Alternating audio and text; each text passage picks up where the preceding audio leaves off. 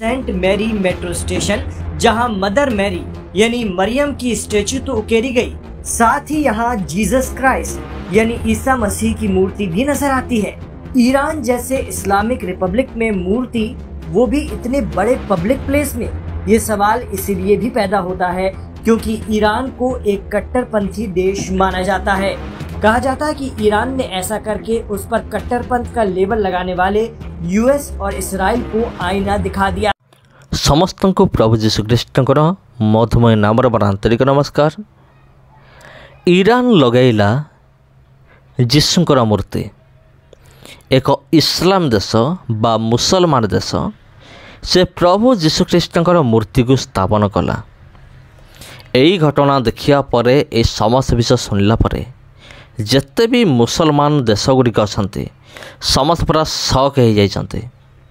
Iran एमिति केमति करिपरिबो?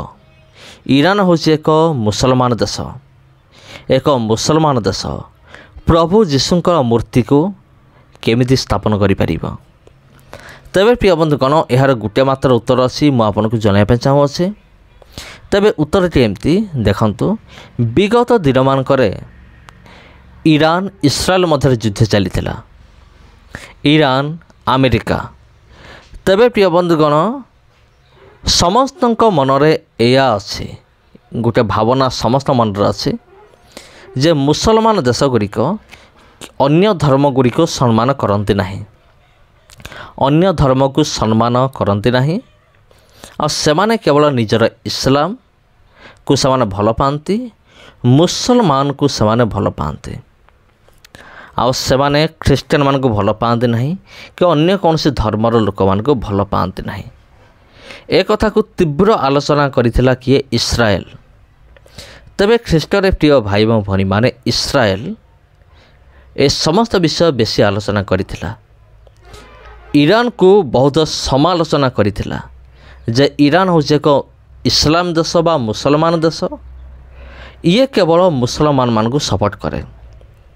मोर चिंताधारा अनुसार हुए तो ईरान या देखापी चाहे जे तुमर धारणा भूल अटे, आमे सबु धर्म को आमे सम्मान करूँ। देख, आम देश हूँ एक मुसलमान देश, किंतु आमे जीशुंकर मूर्ति को आमे स्थापन करिअछु। तार अर्थ या जे आमे इस्लाम को तो भल पाऊ, ता सहित आमे माने ख्रीस्टियानिटी को मध्य आमे माने भल पाऊ। तेबे ईरान एमिति करिया फलरे कौन होइछ आपण जानिचन्ते? ईरान एमिति करिया फलरे वर्तमान यूएसए बा जहाको आपण अमेरिका भी कहि परिबे, अमेरिका एवं इस्राएल समान वर्तमान ईरान को प्रशंसा करिबार आरंभ कर दैछन्ते। एमिति गुटे दिन थिला जेतेबेले इस्राएल एवं ईरान मध्यरे माने भयंकर युद्ध चलीथिला। वर्तमान कौन होउची? वर्तमान से इस्राएल ईरान को कौन करुच्ची? प्रशंसा करुच्ची, जेतु ईरान प्रभु जीशुंकर मूर्ति को स्थापना करिछि। तेबे गोटे विषय आशंका करा जाउची, इस्राएल एवं ईरान मध्य थिबा जो तिक्तता शेष हो कि?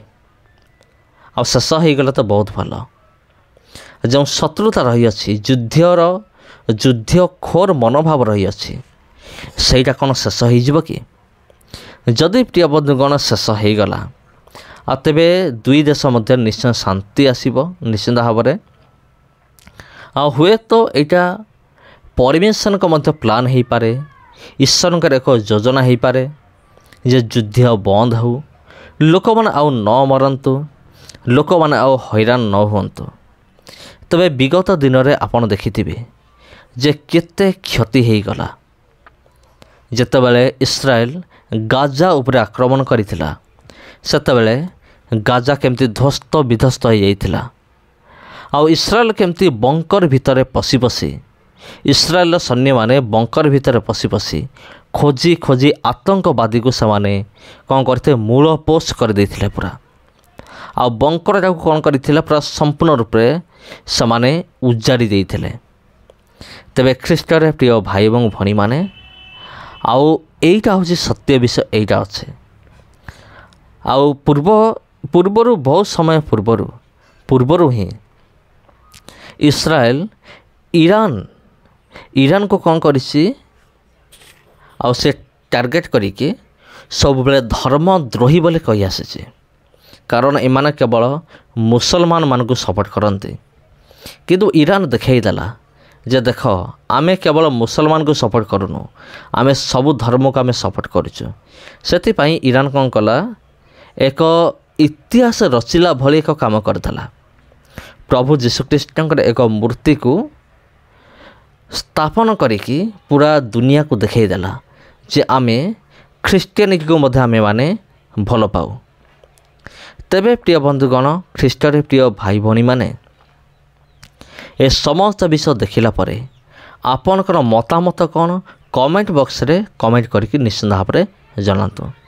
तेबे ख्रीष्टरे प्रिय भाई भौणी माने कमेंट करंतु आपनकर मतामत जनातु आउ चलंतु आम्हे माने मध्य एमिति मनोभाव रखिबा जे आमानक मनरे कहा प्रति एमती घृणा मनोभाव न रहू आम्हे माने मध्य जेमती परस्पर को आम भल पाऊ।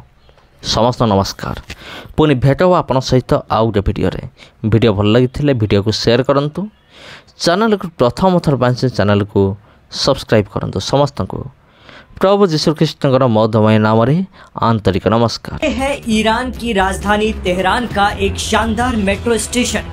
दुनिया के दीगर मुल्कों में मौजूद मेट्रो सिस्टम की तरह यहाँ भी एडवांस मेट्रो सिस्टम है, लेकिन इन दिनों तेहरान का ये मेट्रो स्टेशन चर्चा में है। ये है तेहरान का सेंट मैरी मेट्रो स्टेशन, जहाँ मदर मैरी यानी मरियम की स्टेचू तो उकेरी गई, साथ ही यहाँ जीसस क्राइस्ट यानी ईसा मसीह की मूर्ति भी नजर आती है। ईरान जैसे इस्लामिक रिपब्लिक में मूर्ति, वो भी इतने बड़े पब्लिक प्लेस में, ये सवाल इसीलिए भी पैदा होता है क्योंकि ईरान को एक कट्टरपंथी देश माना जाता है और मजहबी इंतहा पसंदी को लेकर यूरोपीय देश उसे कटघरे में खड़ा करने की कोशिश करते रहते हैं। दरअसल इस्लाम में किसी पैगंबर की मूर्ति बनाने से मना किया गया है और ईसा मसीह हजरत ईसा के नाम से इस्लाम के पैगंबर माने जाते हैं। साथ ही कुरान में सूरे मरियम के नाम से एक पूरी आयत है। इसके बावजूद ईरान में वर्जिन मैरी और जीसस की मूर्ति उकेरी गई। इस पर तेहरान के मेयर अली रेजा जाकानी ने सोशल मीडिया प्लेटफॉर्म एक्स पर पोस्ट किया, जिसमें उन्होंने लिखा कि ये स्टेशन एक दिव्य महिला को याद करता है जिसने अपनी पवित्रता और एक महान पैगंबर को पाल पोस कर इस दुनिया को जगाया। गौरतलब है कि ईरान अपनी प्राचीन संस्कृति और सभ्यताओं को लेकर जाना जाता है। दूसरी ओर ईरान को मजहबी कट्टरपंथ से जोड़कर बदनाम करने की कोशिश का भी इल्जाम लगता रहा है, चाहे फिर वो हिजाब पर बहस हो या दूसरे और प्रतिबंध। ईरान में मेट्रो स्टेशन की दीवारें डिजाइन करने वाली कलाकार टीना तारिक कहती हैं कि तेहरान में मौजूद इस स्टेशन पर आप जो भी चीज देखते हैं उसे इस तरह से डिजाइन किया गया है कि जब भी कोई यहाँ से गुजरे तो ये समझे कि हमारा मकसद दूसरे धर्मों का सम्मान करना है। कहा जाता है कि ईरान ने ऐसा करके उस पर कट्टरपंथ का लेबल लगाने वाले यूएस और इसराइल को आईना दिखा दिया है। ईरान में धर्म भले ही इस्लाम है, लेकिन उसने अपने पर्शियन कल्चर, भाषा और विशाल इतिहास को भी सहेजा है। ईरान में शिया इस्लाम को माना जाता है।